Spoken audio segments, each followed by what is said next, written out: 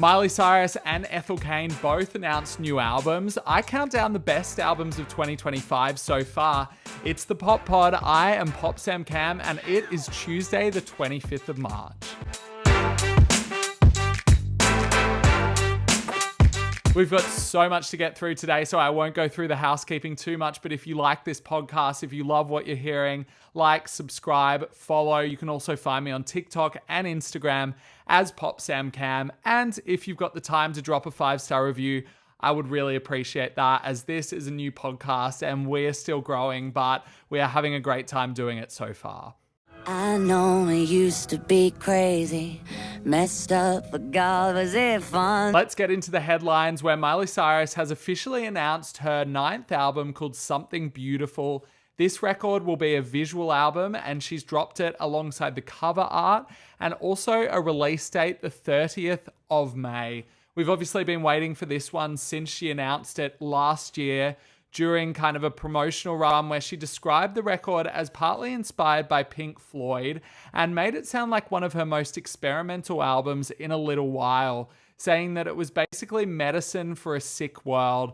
I'm not sure really what that means or what we're in for, but I just know that it's going to be something incredibly different from what we got on Endless Summer Vacation. She's announced that she's co-produced the record with Sean Everett. Sean actually co-produced Used to Be Young, which was the bonus track that got added onto Endless Summer Vacation afterwards. I didn't love that track, but I'm interested to hear what she is going to do on this record, because I think the cover art is absolutely brilliant. Speaking of albums, Ethel Cain has announced her new album. It's called Willoughby Tucker, I'll Always Love You, and it's got a little bit of a backstory to it. I personally wasn't expecting to hear new music from Ethel this year. She dropped the Perverts EP back in January and surprised everybody with this kind of lengthy, elongated, blurry, experimental project. I'm expecting this one to be a little bit more straightforward than that, but it is Ethel Cain, so you never know. Basically, Willoughby Tucker is her high school boyfriend. She spoke about him in A House of Nebraska. And as such, this record is going to serve as a prequel to her debut album, Preacher's Daughter. That's all the details we have right now. It is due to drop in August, and she will head straight out on tour after that. She's announced North American and Europe dates so far, but that is a very exciting record to have on the radar for this year, as well as Miley Cyrus's. Another artist who we're expecting a new album from this year, but it hasn't been announced just yet, is Kesha, who has announced her new single, Yippee-Ki-Yay, with T-Pain, which is set to drop on Friday. T-Pain and Kesha have kind of a funny story where way back in the early 2010s, they were photographed together at a strip club. There was some wasted shenanigans going on, and there were dating rumors at the time. None of it was true. We get all these years later, and the two of them have both had kind of career renaissances, and they team up on this single, which will drop on Friday. Let's get into the chart update, where there's plenty of movement going on the streaming charts and also on the Billboard Hot 100. Drake's Nokia. We weren't expecting to see a hit from Drake this year, but it's reached a new peak of number 2 on the US Spotify charts with 1.3 million streams. The only song that's holding it off, Luther by Kendrick Lamar and SZA. So this beef still burns bright, but I think that Nokia might have it in it to knock Kendrick off the perch finally. Luther is still firing along though. It spends another week at number 1 on the Billboard Hot 100. But we also have a new entry from Chappell Roan at number 5, as predicted, with The Giver. This is her best debut on the charts, but it is not her best position, because Good Luck Babe did make it to number 4. Pink Pony Club has also been a top 10 record for her, so this is her 3rd. The first top 10 record, however, for Doechii, who comes in at number 10 with Anxiety. Anxiety is doing incredibly well everywhere. On the global charts, it's at number 3 currently, where Apathy is spending an 18th week at number 1 for Rosé and Bruno Mars. Bruno Mars having one of the great runs of all time, and he's not even got an album on the horizon. These are all features, one with Rosé and one with Lady Gaga on Die With a Smile. Chappell Roan has also come in at number 1 on the Hot Country chart. She's the first female to take out that position since Beyonce did it with Texas Hold'em last year. That is some very good company. Let's move on to Selena Gomez news, where her album with Benny Blanco is actually starting to gather some steam. Over the weekend, the track How Does It Feel to Be Forgotten started going viral on TikTok. You're so embarrassing. Go cry when no one's watching. And as a result, it has debuted on the global streaming charts, and it's also risen to number 34. It's risen 34 places on the US Spotify charts. That means it is at number 81, but we also have Sunset Boulevard at number 80. We have Call Me When You Break Up at number 55. And then we have Hoyos Tristes with the Marias at number 52. So things are actually starting to do quite well for this album that debuted over the weekend with probably not a super impressive number.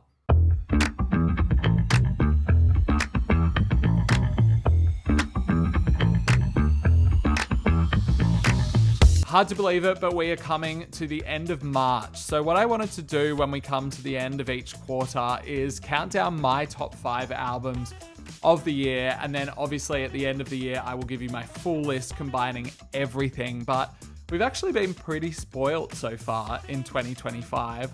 The list that I've put together, I think, is a very strong list of albums. We've obviously had major records by people like The Weeknd and also FKA Twigs and Lady Gaga, as well as records from Blackpink members like Lisa and Jennie. We had the SZA Deluxe right at the tail end of last year. I'm actually going to not allow that to be counted in this because there were too many good records, but it would make an appearance. So I'm going to start with my honorable mentions so far. I would love to hear what albums you're listening to, what you think the best of the year is so far. I'll pose the question on my Instagram today. But if you want to send me a voice note about any album that you think is brilliant, I would love to hear it. popsamcam@theinterns.net if you want to send that over. Let's start with the honorable mentions. Jennie of Blackpink is my first honorable mention for Ruby. I think I really like Jennie. Haters didn't really like Jennie, cause they can never ever beat Jennie. I just thought that this was a really interesting record for a K-pop artist. I really like how it blended all these different genres, but I feel like she has really good taste in music, and that's what makes it so enjoyable.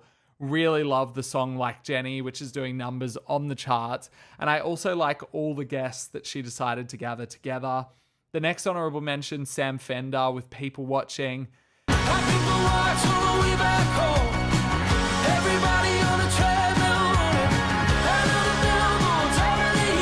I think did a phenomenal job, just really rising to the occasion and making his sound bigger and bolder while also managing to keep his lyrics quite autobiographical. I think there's some very sad moments on this, but I think there's also just some really rousing arena or even stadium ready moments on People Watching. Really enjoyed it. Next one, Ella Minus's DR.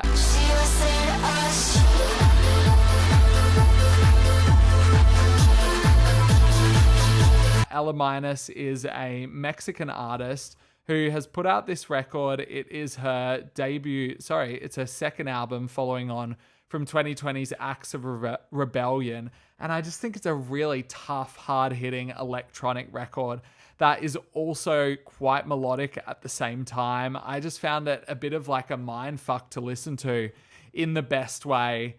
Next one is The Weeknd's Hurry Up Tomorrow. I felt the first time I listened to this that it was far too long and actually quite a slog to get through.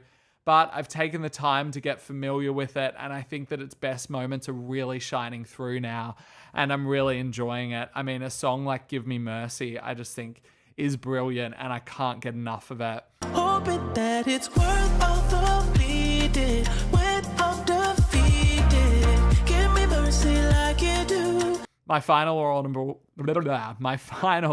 honorable mention before I get into the main list is Rose Gray's Louder Please. Just enough makes you heavenly. If you want too much, then it's misery.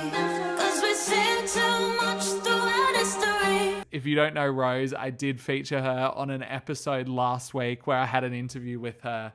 But she's a British artist who's put out this really tight, cohesive, basically electronic pop record that kind of almost traces a night out. It feels like New York, it feels like London, it feels like the excitement, the euphoria, and the come down of a night out with just some really brilliant hooky pop writing. Really loved that one.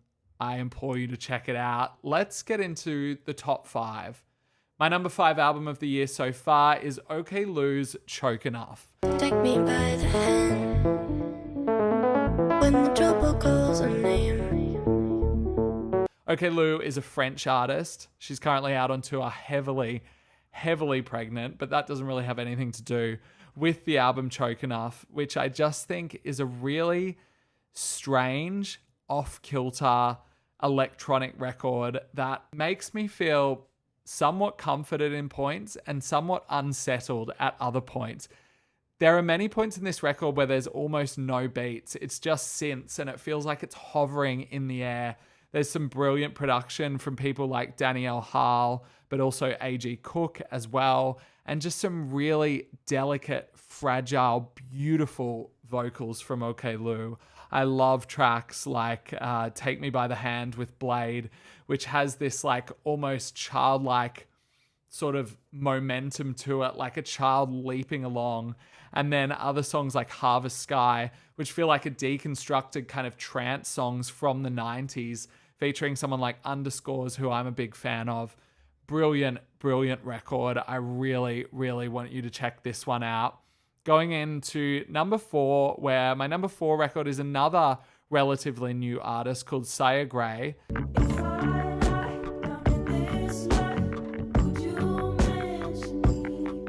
Saya Gray is signed to Dirty Hit, which is the 1975's label.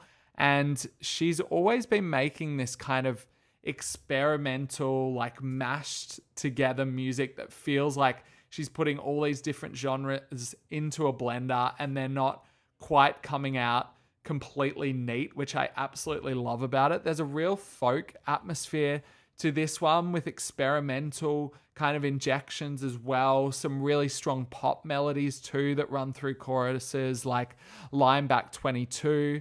And I just love that it feels like a real singer-songwriter record, but I find getting through a singer-songwriter record can be tough sometimes because that autobiographical kind of writing just eventually becomes a little tiresome. Whereas every time you feel yourself kind of lulling with this album, she does something strange. She makes some kind of vocal or she says a word that kind of catches you off guard, or the production takes a detour. I just thought that it was really fascinating, this record, and kind of snuck up on me the first time I listened to it. It just went straight over my head, to be honest, but there was something about one of the songs, it was Puddle of Me actually, that kept me coming back to the album and kept me trying, and it's just unlocked this world for me that I found absolutely fascinating to listen to. Love that album. In number 3, it's one that you are probably all very familiar with, Lady Gaga's Mayhem.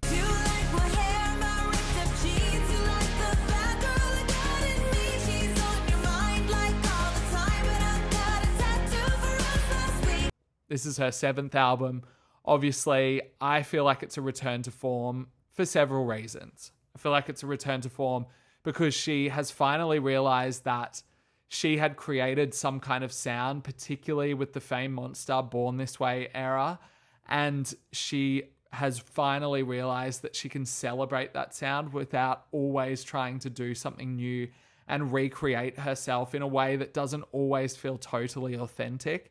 And it's a return to form by a way that it's just really good. And you can hear that she's really enjoying herself. Find that it's a pretty straight down the line pop record in terms of melody. You've got songs like Vanish Into You and Don't Call Tonight, which just kind of serve up really strong pop hook writing. But then the production, I think, with Circuit and Andrew Watt basically in charge with a little bit of Gazaffelstein in it, really switches up the modes at points, makes it a little bit dark, makes it a little bit distorted. There are so many outros that just smack you across the face, Garden of Eden and Killer being 2 of them. And I think for that reason, the momentum of the album just always feels exciting. I'm always being pulled in a different direction, even when the pop writing is very familiar, whether it be her referencing herself, referencing artists like David Bowie and Prince, and even referencing Taylor Swift at one point on How Bad Do You Want Me? But I think even when it goes straight down the line pop on a moment like How Bad Do You Want Me, you're just absolutely floored by how good her vocals is. She is such a technically brilliant singer. And I think because of that joined with this like watertight production that really doesn't falter until the last couple tracks for me, it just is so exciting the whole time. I see this like burning in her eyes at the moment. She is back. She's excited to be doing what she's doing, and it's all over Mayhem. Very, very cool record. In number 2, I've got FKA Twigs' You Sex You Are. Do you feel alone?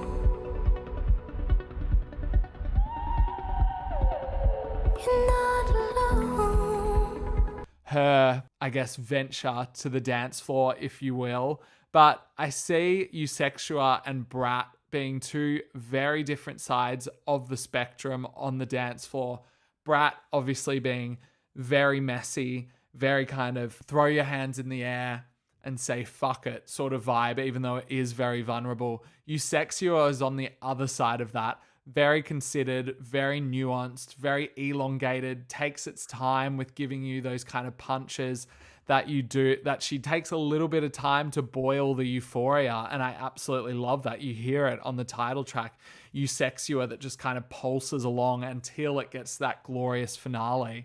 And then she kind of trudges through a song like Girl Feels Good that has a real Madonna ray of light influence to it.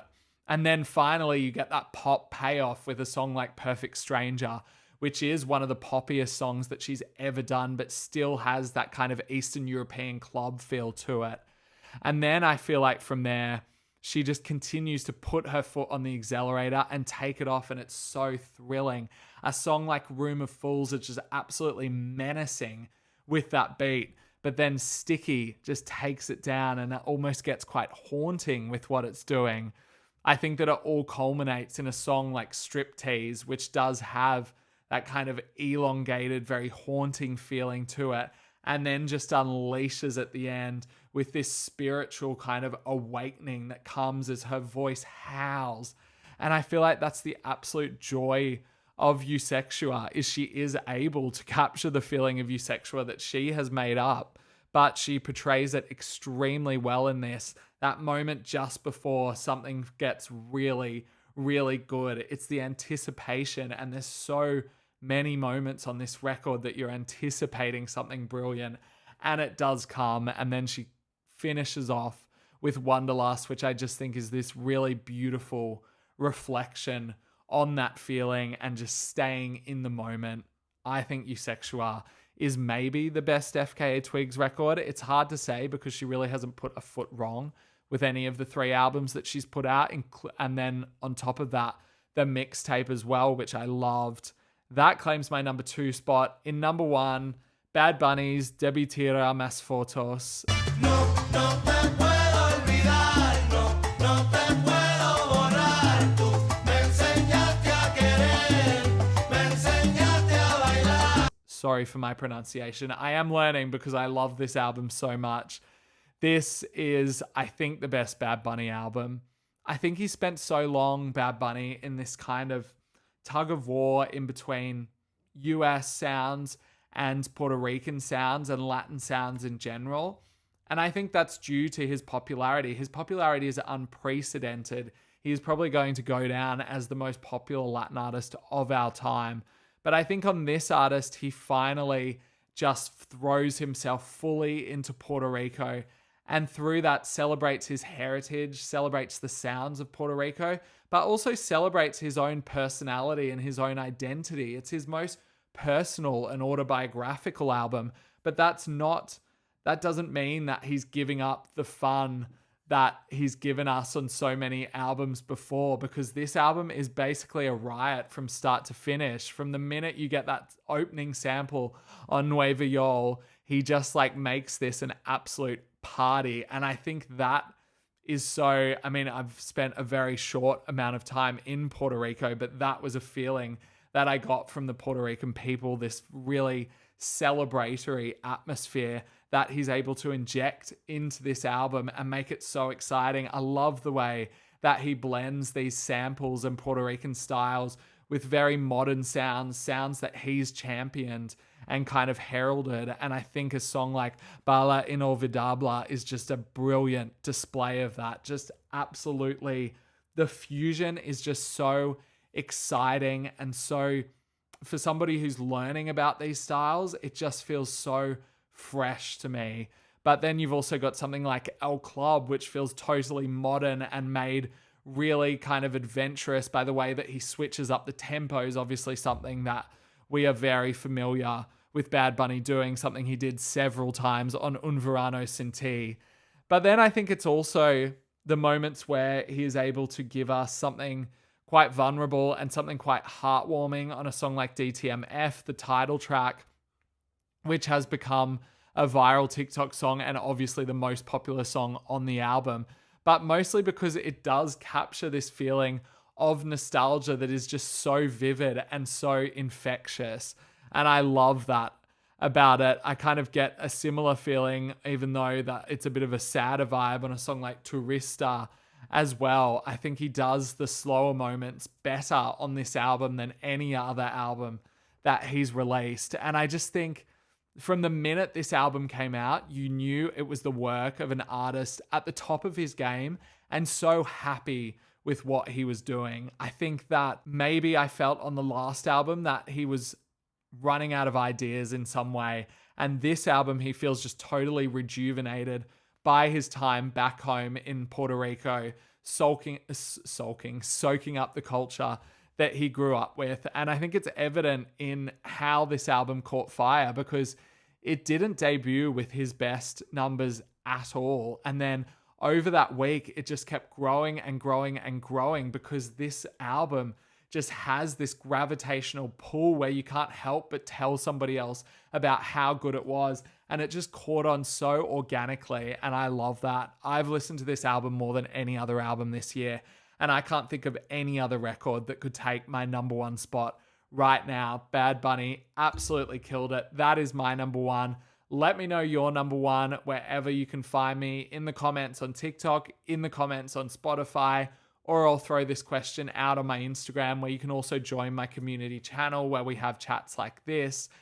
We are going to move on now to somebody who made one of my best albums of last year, Raven Lenae's Bird's Eye. I featured her with an interview last week, and during each of my interviews, I am asking the artist what they think is a 10 out of 10 perfect pop song. I asked Raven Lenae that question, and this was her answer. And oh, it's hard to see you, but I wish you were right here. Oh, it's hard to leave you when I get you everywhere. What's the first song that comes to your head when I say 10 out of 10 perfection? 10 out of 10 perfection.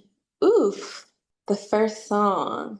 Maybe Fleetwood Mac. I want Like to be with you everywhere.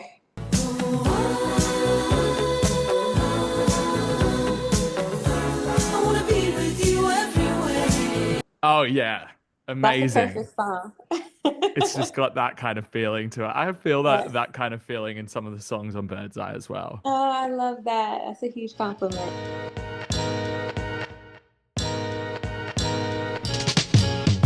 That is it for the Pop Pod today.